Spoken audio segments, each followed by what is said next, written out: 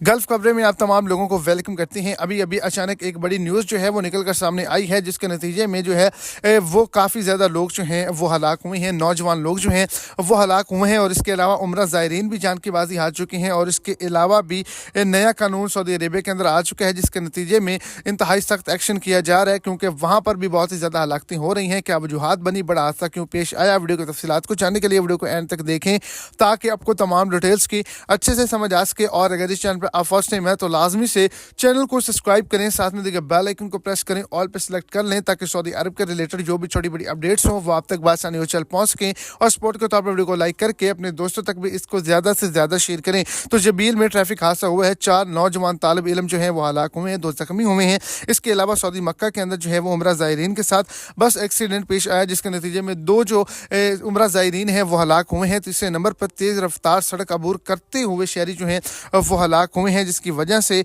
मुकम्मल तौर पर इमरजेंसी को नाफिज कर दिया गया।